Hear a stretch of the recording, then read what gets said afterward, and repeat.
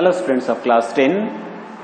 In this class we are going to discuss about the important point of the first chapter, that is the site of photosynthesis. यानी photosynthesis process कहाँ होता है. Generally हम लोग study करते हैं तो कहते हैं, है ना, कि leaf is called kitchen of the plant. ठीक है, leaf is called leaf is the kitchen of the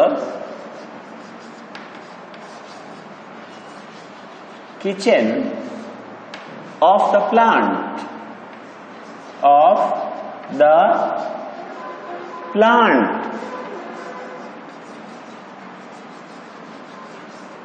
ठीक है.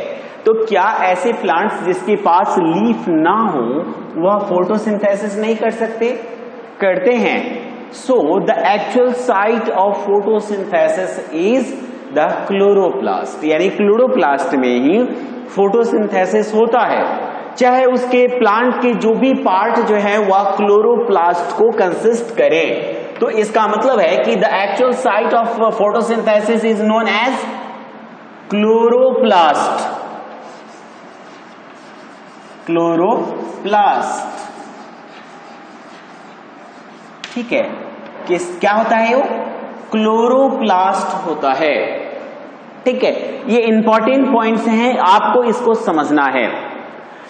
चलिए, इसमें हमने बहुत मतलब इसमें अदर पॉइंट को डिस्कस करने से पहले हम लोग चूंकि अभी लीफ को ही किचन ऑफ द प्लांट मानते हैं, तो एक लीफ के मतलब जो है वह सेक्शनल स्टडी हम लोग करेंगे कि वह सेक्शन में किस तरह से दिखता है, इसके अंदर सेल्स का अरेंजमेंट कैसा होता है और कौन कौन से सेल्स इसमें अरेंज्ड होते हैं.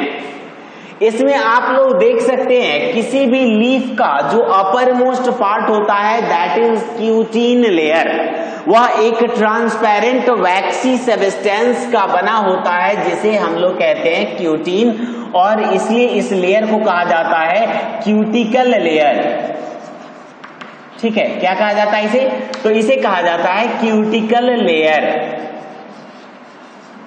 ठीक है, इस क्यूटिकल लेयर के ठीक नीचे एक सिंगल सेल का लेयर मौजूद होता है. इस सिंगल सेल्ड लेयर को हम लोग कहते हैं एपिडर्मिस.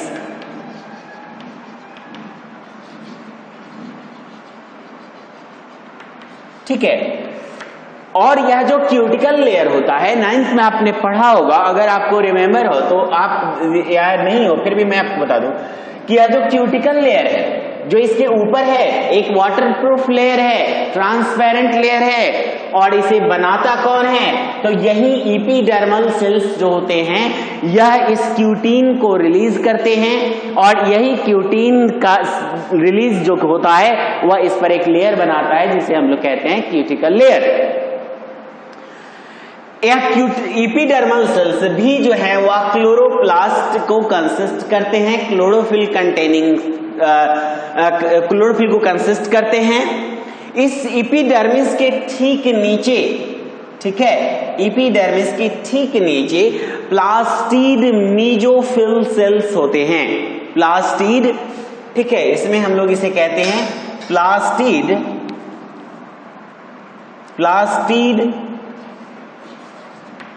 Mesophyll cells.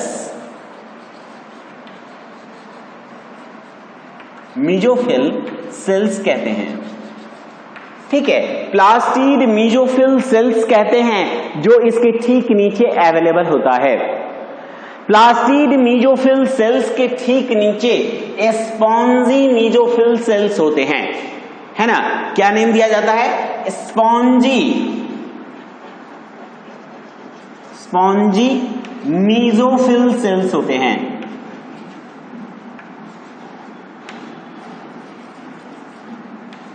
सेल्स होते हैं. और इसका जो लोअर आउटर मोस्ट लेयर होता है, यानी एक लीफ का अपर पार्ट होता है और दूसरा लोअर पार्ट होता है. तो अपर पार्ट तो हमने यहां पे देख लिया। इसमें जो लोअर पार्ट्स होते हैं, इसमें लोअर पार्ट्स में जो मतलब एक लेयर ऑफ सेल बना होता है, उसके अंदर एक स्पेशल टाइप का होल होता है जिसे कि प्लांट्स गैसियस एक्सचेंज करते हैं, और इसे हम लोग कहते हैं स्टोमाटा। स्टोमाटा कहते हैं इसे, ठीक है। अब इसमें देखेंगे कि ये जो लाइनिंग्स हैं, ये लाइनिंग्स क्या हैं। तो इन लाइनिंग्स को हम लोग लेटरल वेन्स के नाम से जानते हैं। क्या नाम देते हैं इसको?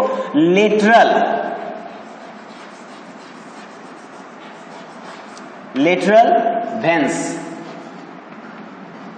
ठीक है।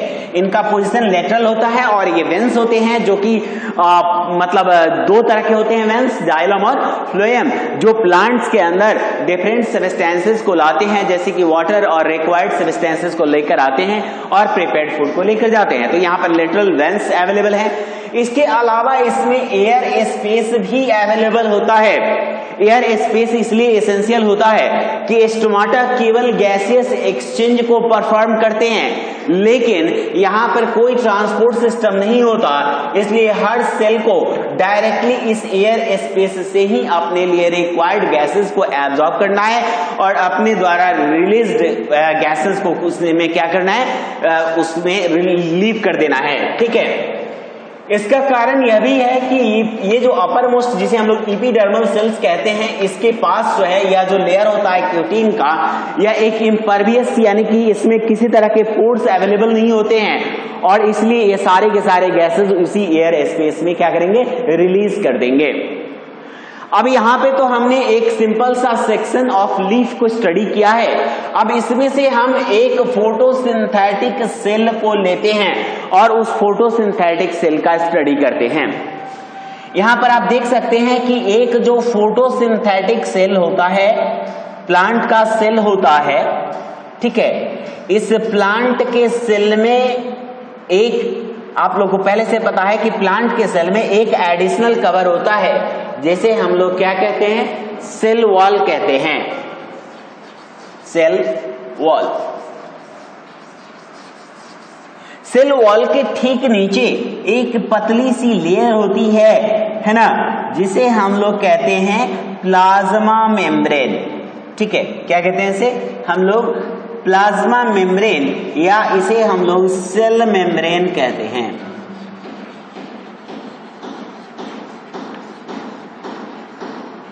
ठीक है। इसके अंदर एक साइड में कहीं न्यूक्लियस होता है, एक साइड में कहीं न्यूक्लियस होता है, लेकिन रेस्ट ऑफ जो इसके पोर्शन होते हैं, इसमें से मोस्ट ऑफ पार्ट को इसका large and centrally located vacuole occupy कर लेता है। इसमें क्लोरोप्लास्ट भी अवेलेबल होता है, ठीक है।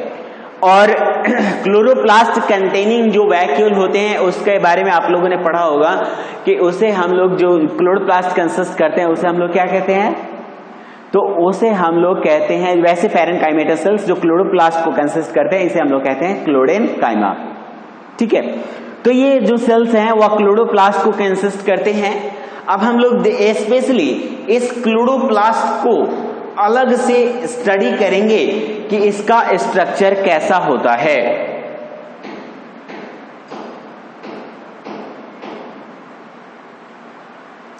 ठीक है। तो यह जो क्लोरोप्लास्ट है उसका स्ट्रक्चर होता है कि यह chloroplast double membrane bounded cell organelle होता है, ठीक है, एज लाइक माइटोकॉन्ड्रिया। यह क्या है? तो double membrane bounded cell organelle होता है, double membrane bounded cell organelle होता है कुछ इस तरह से, ठीक है। इसमें ये दो मेम्ब्रेन्स होते हैं, एक होता है जिसे हम लोग कहते हैं आउटर मेम्ब्रेन, आउटर मेम्ब्रेन,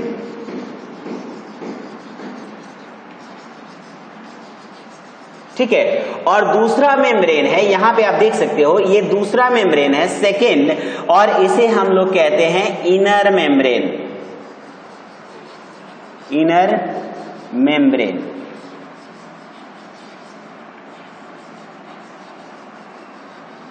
ठीक है, 2 मेम्ब्रेन हो गए क्लोरोप्लास्ट के। आपको ये स्टडी इसलिए करना है क्योंकि हम लोगों का रिवीजन क्लास है, तो इसमें कुछ इंपॉर्टेंट पॉइंट्स जिसमें हम कुछ एक्स्ट्रा नॉलेज गेन कर सकते हैं, तो आपको यहीं पर एक्स्ट्रा जो है वो पार्ट्स को डिस्क्राइब करके बताया जा रहा है।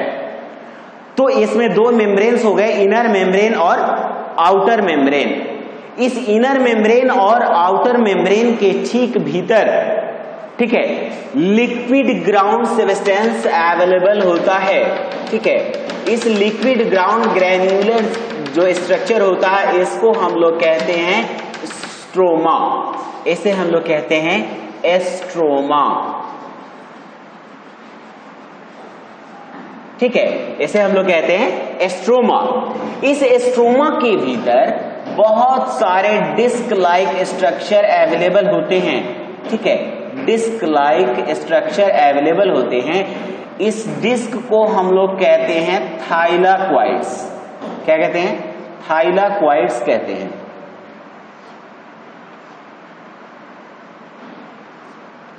ठीक है, ऐसे बहुत इस डिस्क को, एक डिस्क को हम लोग कहते हैं थाइलाक्वाइड्स।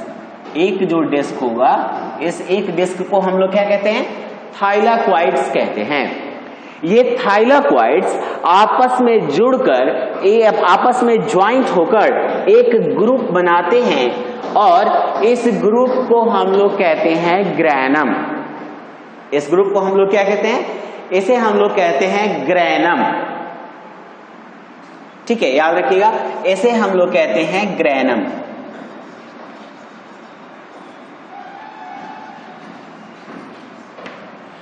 और ऐसे बहुत सारे ग्रैनम इसमें अवेलेबल होते हैं, जो ग्रैनम आपस में एक दूसरे से जुड़े हुए होते हैं।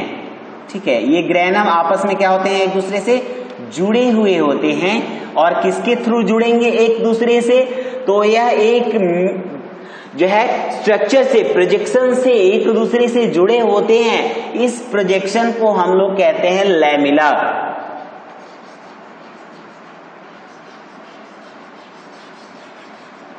ठीक है, इस प्रोजेक्शन को हम लोग क्या कहते हैं? लैमिला कहते हैं। और ये सभी जो पार्ट्स इसके अंदर अवेलेबल होते हैं, ठीक है, यह अवेलेबल पार्ट्स जो हैं वह इसको क्या करते हैं? तो इसमें फोटोसिंथेसिस प्रोसेस को परफॉर्म करने में हेल्प करते हैं। ठीक है ना?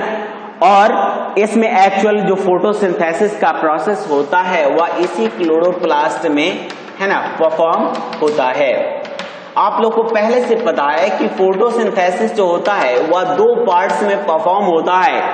एक होता है जिसे हम लोग कहते हैं डार्क फेज। ठीक है, 2 फेजेस में परफॉर्म हुआ। एक को कहते हैं हम लोग लाइट फेज और दूसरे को कहते हैं डार्क फेज।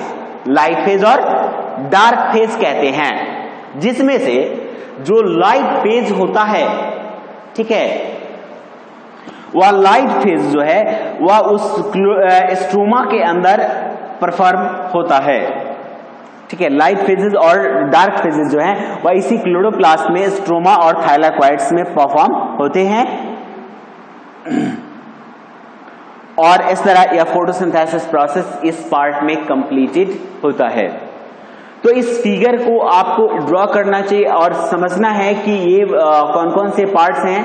सबसे पहले हमने जो ड्रॉ किया है यह एक सेक्शन ऑफ लीफ है। इस सेक्शन ऑफ लीफ से हमने जो है वह एक सेल को आपको एक सेल का फिगर बनाकर ड्रॉ करके आपको फिगर में सेल के डिफरेंट नॉमिनल पार्ट्स को आपको डिस्क्राइब करके बताया।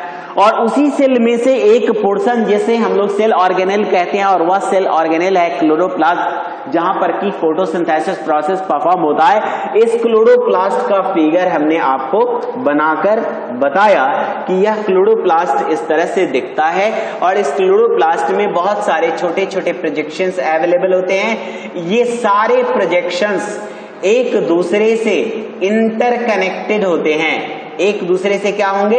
इंटरकनेक्टेड होंगे और वह फोटोसिंथेसिस प्रोसेस में को परफॉर्म करने में हेल्प करेंगे। ठीक है स्टूडेंट्स, तो rest of in next class अगर इसमें से किसी को कोई ऑब्जेक्शन हो तो इवनिंग में जब आपका ग्रुप ऑन होगा तो आप इससे रिलेटेड यानी कि साइट ऑफ फोटोसिंथेसिस से रिलेटेड अगर कोई ऑब्जेक्शन है तो आप इस ऑब्जेक्शन को रख सकते हैं। इसमें डिफिनीशन हम इसलिए नहीं लिखा रहे कि आपका रिवीजन क्लास है तो डिफिनीशन लिखाना जरूरी नहीं है। चलिए स्टूडेंट्स, नेक्स्ट क्लास में हम किसी नेक्स्ट टॉपिक को डिस्कस करेंगे। Okay students, thank you.